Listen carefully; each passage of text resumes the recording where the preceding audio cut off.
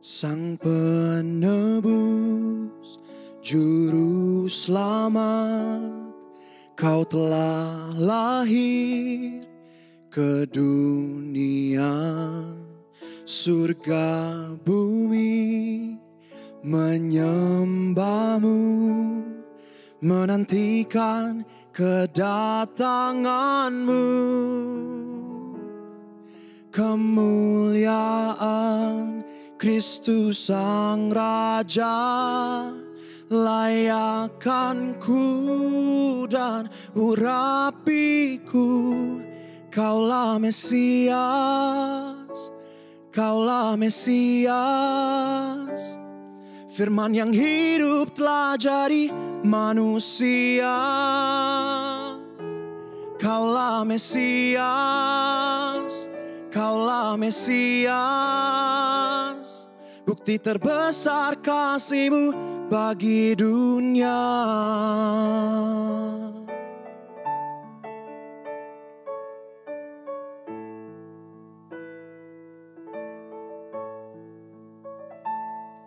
Ku ditebus dan ku hidup, ku berjalan dengan kuasa-Mu. Kini aku kan nyatakan dan siapkan kedatangan-Mu. Kemuliaan Kristus Sang Raja, layakkan ku dan urapiku. Kaulah Mesias, Kaulah Mesias. Firman yang hidup telah jadi manusia. Kaulah Mesias, Kaulah Mesias. Bukti terbesar kasih-Mu bagi dunia. Hosana, Hosana. Blessed be the name of the Lord. Blessed be the name of the Lord in the highest place. Hosana, Hosana. Blessed be the name of the Lord. Blessed be the name of the Lord in the highest place. Kaulah Mesias, Kaulah Mesias. Firman yang hidup telah jadi manusia. Kaulah Mesias, Kaulah Mesias. Bukti terbesar kasih-Mu bagi dunia.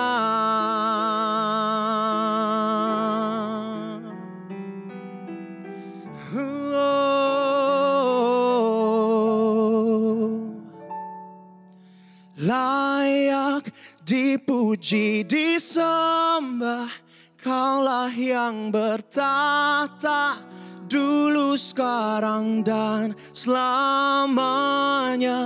Raja atas segala raja, nama-Mu besar termulia.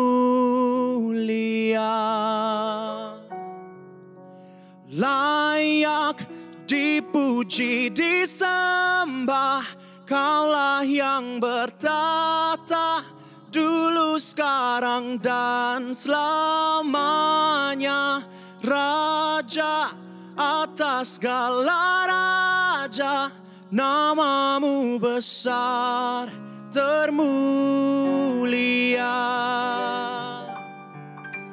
Layak dipuji, disembah, Kaulah yang bertata, dulu, sekarang, dan selamanya.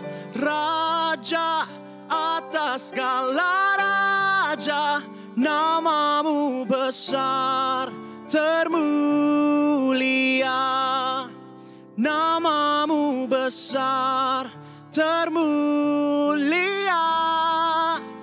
Nama-Mu besar termulia. mulia.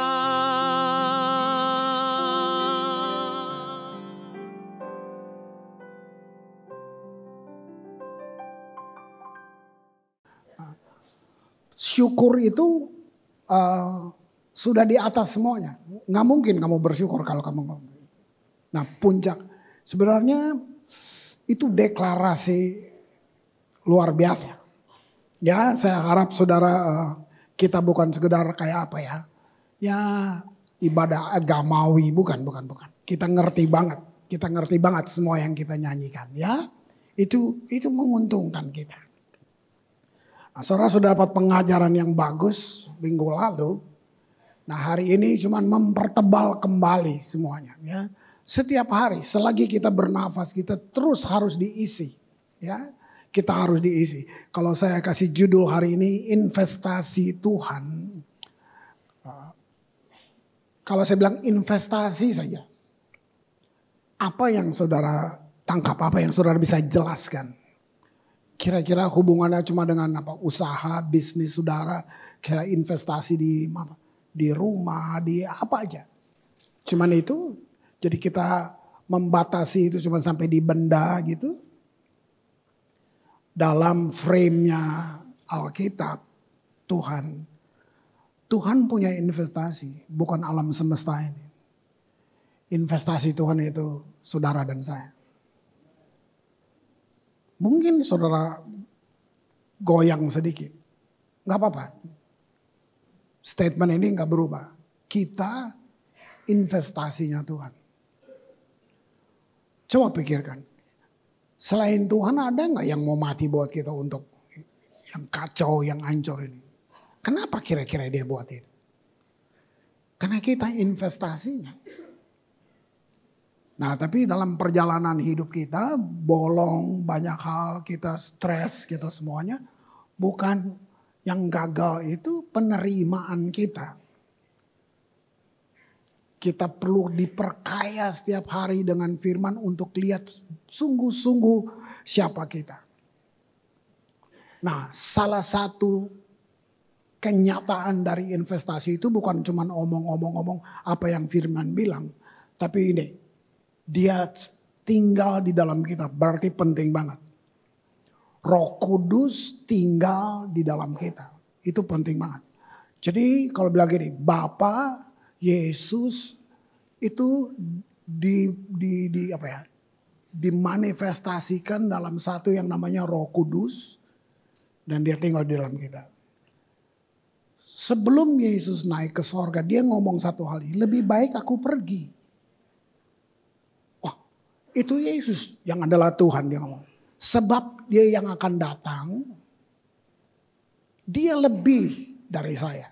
Pengertian lebih itu gini, saya nih daging, saya Tuhan yang dibatasi oleh tubuh daging. Artinya kalau mau ketemu Yesus dulu, kamu mesti ke Israel. Dia nggak bisa maha hadir, nggak bisa. Dia dibatasi oleh. Makanya dia bilang, lebih baik saya pergi. Nanti dia yang datang ini, dia lebih dari saya. Lebih itu pengertiannya, dia bebas, dia maha hadir. Nah dia gak seperti saya, dia tinggal di dalam kamu. Belum selesai, terus Yesus bilang gini. Supaya barang siapa yang percaya kepadaku, dia akan melakukan pekerjaan-pekerjaan yang aku buat bahkan lebih besar. Nah itu gak mungkin kalau Yesus masih seperti yang dulu. Nah semua itu di mana? Ditaruh di dalam kita. Nah jadi kita ini investasinya Tuhan. Kalau persoalannya kita ngalamin banyak kekalahan, kegagalan, yang gagal bukan Tuhannya.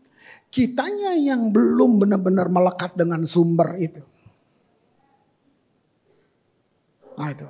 Atau kita masih ragu-ragu dengan Roh Kudus dan ini perdebatan Roh Kudus memang banyak sekali. Dalam pelajaran-pelajaran gitu. Ya, belum nanti gangguan dari luar. Orang-orang sekitar kamu, mungkin teman sekerja yang memang mereka bertanya. Kok Tuhanmu tiga sih katanya. Nah kalau kita sendiri gak punya pengalaman dengan dia, kita nggak mampu jawab. Karena kita tidak mengalaminya. Iya ya kok tuh. Nah, menjelaskan Trinitas nggak seperti jelasin matematika gitu, saudara. Kristen bukan tentang keberapaan Tuhan. Kristen tentang keberadaan Tuhan. Bapa, Anak, dan Roh Kudus. Nah, itu jadi satu, makanya dibilang dalam roh, baru dia masuk di dalam kita. Lihat nggak hebat sekali enggak? Nah, kita investasinya. Nah, Roh Kudus yang di dalam kita itu, dia yang kasih pengertian. Untuk saudara jalanin hidup langkah demi langkah. Ada pengertian lain kok. Sekarang masalahnya kita ikut yang mana? Selalu kita ikut yang kita tahu. Nah, yang kita tahu belum tentu itu Roh Kudus. Nah, disitulah walaupun kita sebut kita Kristen, tapi kita ngalamin banyak hal. Kemarin sudah dengar tentang goncangan dan semuanya gitu. Nah, orang Kristen bukan berarti kakinya nggak injek tanah. Enggak. Kita sama-sama ada dalam goncangan yang sama. Tapi justru membuat perbedaan itu karena kamu dan saya yang sadar bahwa kita investasinya. Dia nggak biarin kita hancur berantakan seperti enggak. Dia nggak tinggal di dalam kita untuk kita hancur. Justru dia datang, dia beri pengertian, bahkan motivasi. Kamu termotivasi oleh apa? Pengajaran-pengajaran apa yang memotivasi kamu? Satu-satunya yang gak bohong dan tidak gagal yaitu Roh Kudus. Nah, semua pengertian itu adalah sesuai apa yang kita perlu. Nah, kita bisa perlu tapi itu di luar Tuhan. Wah, itu kita kejar sesuatu yang gak kekal tuh. Nah, semua yang dia taruh pengertian itu cocok sesuai dengan prinsip-prinsip yang benar. Semua bisa ngomong tentang prinsip luas, tapi pertanyaannya itu benar apa enggak? Itu sementara atau kekal? Nah, Roh Kudus bawa kita berjalan dalam prinsip-prinsip yang benar, rohani tentu gitu. Sementara kita masih hidup dalam daging. Nah, di dalam daging inilah kita goyang karena ada suara daging, ada suara Roh Kudus. Kita dengar yang mana yang lebih dominan. Nah, itu tergantung dari seberapa melekatnya kamu dengan sumber. Bukan berapa rajinnya kamu di gereja, tapi kalau kamu nggak melekat dengan sumber, kamu tetap akan dengar suara yang lain. Kita dengar khotbah, kita dengar firman, tapi firman gak dapat tempat di hati kita. Akhirnya yang dapat tempat ketakutan, kekhawatiran itu dia yang tadi. Gitu. Roh Kudus mengajar kita, memimpin, mendidik, menginsafkan. Dia bilang membawa kita pada kesempurnaan. Di sini sudah bisa tahu hanya yang di dalam Yesus, hanya kekristenan yang percaya kesempurnaan. Lihat itu. Nah, tanpa itu kita tunduk pada pengetahuan yang ada di kepala kita. Nah, salah satu yang bilang pengetahuan agamawi yang pelan-pelan membunuh kita. Pengetahuan agamawi cuma menuntut persyaratan-persyaratan yang harus saudara tepati. Kalau saudara nggak bisa, binasalah kamu. Nah, berapa kita yang masih percaya di sini? Karena firman ada di situ. Cuma saudara perlu tahu firman itu masih dia berlaku buat kita enggak? Bisa gini, terkutuklah kamu. Ada kan? Ada. Yang saya tanya, kamu percaya enggak? Begitu Yesus selesaikan misinya, dia datang untuk menghapus itu. Enggak ada kalau kamu benar dalam Yesus. Terkutuklah kamu, enggak ada. Di dalam hukum Taurat itu ada. Nah, kalau kamu masih percaya, ya kamu ngalamin karena kamu percaya. Goncangan datang, kamu bisa terjemahkan itu, mungkin ini kutukan. Bayangin, kamu sendiri yang hukum diri kamu. Padahal goncangan itu datang untuk memunculkan kamu, buat kamu berbeda dengan yang lain. Gitu. Nah, hanya orang-orang yang tahu siapa dia di dalam Tuhan. Bahwa saya investasinya Tuhan. Wah, itu menolong kita. Saudara tahu, saya pun gak bisa hidupi apa yang saya pikir saya tahu. Saya butuh Roh Kudus. Saya butuh kemampuan ilahi. Yang membuat saya bisa mewujud nyatakan itu. Ada begitu banyak alasan kehidupan Kristen yang buat kita frustrasi. Ya, karena kita tidak tahu membedakan yang mana suara daging, yang mana suara roh. Tiap hari kita dengar itu. Tiap hari. Nah, yang mana mesti kita pertebal? Saya ngomong juga buat diri saya. Saya harus buat itu. Bisa aja saya habis khotbah, habis turun. Saya khawatir. Berarti suara daging mulai dominan di dalam saya. Ketakutan dan yang lain-lain gitu.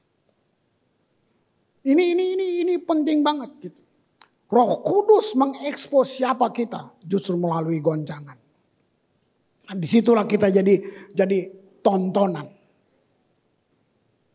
Ya kan? Nah, saya ini cuma pengalaman habis pelayanan saya duduk dengan satu keluarga, ada gembalanya dan semua. Lalu mereka mulai share, iya ya Pak, kayak apa ya kita bisa tahu Tuhan. Terus saya cuman uji aja. Sudah berapa lama kamu jadi Kristen? Kamu belajar apa? Oke, kamu dengar. Tapi apakah yang kamu dengar itu benar-benar jadi makanan buat kamu? Atau sambil lalu? Nah, terus dia cerita, ya dia ketipu. Dia ketipu, saya ditipu Pak, gini-gini ya. Padahal orangnya orang yang melayani gitu-gitu. Nah ini kan berarti gini. Kita masih sulit membedakan yang mana suara daging, yang mana suara Roh Kudus. Bisa enggak kita? Masih bisa. Tapi kalau kamu makin terus, lama-lama kamu tajam, kamu tahu banget. Ini bukan kehendak Tuhan. Ditipu ya, uang dan semuanya. Padahal dia pelayanan loh Pak. Penyembahannya bagus. Saya pikir dia penuh Roh Kudus. Ternyata roh halus Pak. Saya ketawa sekali. Nah kamu ketipu kan. Karena ngomongnya rohani. Padahal bukan rohani. Roh halus itu yang saya bilang tadi. Gitu. Nah hari ini tentang investasi ini. Saya pengen pinjam perkataan Paulus. Kenapa saya pilih suratnya Paulus. Nah Paulus adalah satu-satunya rasul dari 12 murid itu. 12 rasul yang ada. Yang gak bertemu Yesus. Yang gak kenal Yesus secara fisik. Bukankah kita juga gitu? Kita gak tahu Yesus yang fisik kan. Kita lihat gambar. Oke. Nah itu. Paulus adalah rasul yang bertemu Yesus secara spirit dalam roh. Dia jadi penulis kitab terbanyak. Dia yang menjelaskan begitu dalam tentang Roh Kudus. Dia disebut rasul kasih karunia. Beda dengan yang lain-lain. Nah, bukankah kita juga gitu? Kita sangat butuh masuk dalam dimensi itu. Di tengah dunia yang seperti ini, yang goncang, yang semua gitu. Keindahan ada, tapi keburukan juga ada. Berjalan sama. Nah, kita perlu ada di dimensi yang Paulus hidupi itu. Sehingga menghadapi maut pun dia gak gentar. Karena dia sudah lihat, dia sudah alamin, dia tahu persis. Dia yang bilang kita lebih dari pemenang. Bayangin. Nah kali ini saya coba ambil beberapa surat dia. Nah, sebelumnya saya jelaskan dulu 1 Korintus dan 2 Korintus. Saya jelasin di latar belakang Paulus menulis ini. Pertama, 1 Korintus sedang jelasin tentang ini satu kota pelabuhan yang berpengaruh di zamannya. Katakan konteksnya Ambon lah, kota pelabuhan. Kita hidup di situ. Terletaknya begitu strategis dalam persimpangan dunia. Korintus hebat banget, makmur sekaligus tidak bermoral. Di kota yang seperti itu, kamu lihat Tuhan, Roh Kudus mengutus rasulnya untuk apa? Kalau saya pilih, Tuhan sayang semua manusia. Dia mau kota yang bobrok itu diubahkan supaya selamat. Bawa Injil ke situ Paulus. Nah sampai di kota yang seperti itu, lihat ini Roh Kudus ini. Apakah Paulus belajar sebelumnya waktu dia masih jadi Farisi? Nggak ada surat-surat dia bilang itu. Setelah dia ngalamin Roh Kudus di Korintus lah. Dia bisa lihat, oh manusia itu ada dalam taraf ini. Siapa yang ngajar dia? Roh Kudus. Nah dalam Korintus itu, saya ambil 1 Korintus 2 ayat 14. Di kota itu Paulus disuruh buka komunitas atau saya sebut gereja. Untuk apa? Mempenetrasi kota itu, rubah kota itu lewat Injil. Gitu. Luar biasa. Itu kontribusi terbesar Paulus buat anak-anak rohaninya di sana. Gitu. Tema utamanya eklesiologi. Bangun tubuh Kristus, umat Tuhan yang diubah. Nah, di situ Roh Kudus membukakan tentang kamu lihat manusia. Walaupun dia hebat, modern, berpengetahuan. Tapi ini ada level-level pertumbuhan manusia. Dalam 1 Korintus 2:14 dia yang bilang gini. Tetapi manusia duniawi tidak menerima apa yang berasal dari Roh Allah. Stop dulu sebentar. Ada kan di sekitar saudara? Di kantor, di sekolah, di mana aja saudara. Tetanggamu mungkin dalam rumah kita juga. Ada orang-orang yang bilang manusia duniawi. Cirinya gampang, tidak bisa menerima apa yang berasal dari Roh Allah. Mereka pintar, mereka punya gelar. Tapi mereka gak bisa terima apa yang berasal dari Roh Allah. Terus, karena hal itu baginya satu kebodohan. Ngalamin gak kamu ngomong sama teman, begitu lu udah masuk ke Tuhan, dia gak suka. Apaan sih ngomong-ngomong gini? Buat dia bodoh. Yang keren dikit dong ngomongnya. Tentang satelit kek. Tentang apa kek. Ngalamin gak? Tempat teman bermain. Begitu kamu ngomong hal-hal itu. Ada yang so tau banget sih orang. Baginya satu kebodohan. Ia tidak dapat memahaminya. Nah sampai di sini ini. Jangan berdebat. Buat apa? Dia gak dapat memahaminya. Kamu mau jelasin apa? Dia perlu seperti kamu ngalamin Tuhan dulu. Lihat. Sebab hal itu hanya dapat dinilai secara rohani. Ini level yang pertama. Kata yang dipakai anthropos physikos. Manusia jiwa.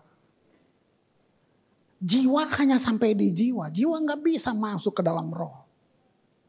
Kamu mau debat kayak apa? Buat apa? Sudah diem aja. Mungkin kamu diketawain. Gak apa-apa, kan gak rugi. Nah kalau kita bereaksi, jangan-jangan kita juga masih jiwa. Kita responi apa yang mereka tanggapi tentang kita. Kira-kira gitu. Tidak bisa memahaminya. Itu manusia jiwa, manusia duniawi. Kata itu. Nah 1 Korintus 3 ayat 1 ini saya ambil terjemahan The Passion. Nah selalu saya suka dapat hal-hal yang lebih aja kalau pakai terjemahan ini. Ya, 1 Korintus 3 ayat 1. Saudara, saudari, aku bersama denganmu. Aku mendapati tidak mungkin berbicara kepadamu sebagai orang yang dewasa secara rohani. Karena kamu masih dikuasai oleh pola pikir manusia daging. Tadi manusia jiwa, sekarang manusia daging. Ini level kedua, orang ini rohani. Tapi kata daging di sini, saya terusin ya, saya selesaiin dulu. Karena kamu adalah bayi-bayi yang belum dewasa dalam Kristus. Ini udah di gereja. Ini kelihatannya rajin. Tapi begitu saudara coba-coba dengan mereka. Mereka childish, kekanak-kanakan, bayi. Nah kita juga ribut di sini. Dengan orang-orang yang begini. Ini orang-orang yang bertumbuh secara usia. Kamu tambah dewasa secara usia. Tapi kamu tetap kekanak-kanakan secara rohani. Nah lihat nih. Kita berkelahi di sini. Kita ribut. Maka Paulus, saya gak bisa ngomong dengan kamu. Kamu masih bayi. Kamu gak siap untuk apa yang saya akan bilang buat kamu. Gitu. Ini dia. Ini dibilang antroposarkikos. Manusia yang masih bayi. Masih hidup di bawah dosa. Masih gitu. Nah jadi luar biasa. Lihat Roh Kudus. Sorry. Presiden kayak siapapun. Kalau nggak dapat pencerahan dari Roh Kudus dia nggak ngerti. Menata satu bangsa dan semua. Bayangin ini rasul sebelum dia buat sesuatu. Tuhan buka dulu. Nih di kota nih kamu lihat. Ini level manusia. Sehingga waktu diwahyukan Roh Kudus bagaimana mengajar. Buka pengajaran-pengajaran. Semuanya tepat. Lihat itu. Wow. Ya. Surat Korintus yang kedua sifatnya lebih pribadi. Jadi tadi baru bangun jemaat. Yang kedua seperti Bapa kepada anak-anak yang butuh nasihat seorang Bapa. Dia bagi kepada mereka. Ya. Bagaimana kamu tampil sebagai pemenang. Nah, jadi luar biasa. Fondasinya luar biasa untuk jemaat di Korintus. 2 Korintus 13 ayat 13. Kasih karunia Tuhan Yesus Kristus. Pelan-pelan. Saya suka ulang ini beberapa kali. Saudara sudah dengar. Apa sih kasih karunia? Kasih karunia kata lainnya adalah kemampuan ilahi. Tanya dirimu. Kamu butuh itu enggak? Dibilang kasih karunia Tuhan Yesus, ya, dan kasih Allah, persekutuan Roh Kudus menyertai kamu. Bayangin, kemampuan ilahi menyertai kamu. Di sini ada kata persekutuan, berarti jangan putus, jangan lepas, senantiasa lekat dengan sumbernya. Luar biasa enggak? Nah ayat 14. Ini terjemahan The Passion saya pakai. Dia bilang sekarang kiranya kasih karunia dan perkenanan yang penuh sukacita. Enggak ada satu statement di sini yang negatif, yang lemah, enggak ada. Ya, lihat ya. Perkenanan penuh sukacita. Di tengah goncangan, di tengah apa aja, kalau dia di dalam kamu, ada sukacita di dalam kamu. Lihat gini, dari Tuhan Yesus Kristus, terus nih, ini kata ini bagus. Kasih Allah yang tidak mendua. Waduh, lihat itu. Bayangin, itu ada di kamu. Benar nggak kamu investasinya Tuhan? Kasih Allah yang tidak mendua. Ngapain deh? Persekutuan yang indah yang kita miliki dalam Roh Kudus. Dibilang ini, menjadi milik kamu selamanya. Apa dong yang bikin kita goyang? Dia gak berubah, berarti saya yang berubah. Kenapa saya gak pegang ini seradikal mungkin? Kenapa saya gak mau hidup dalam kenyataan ini?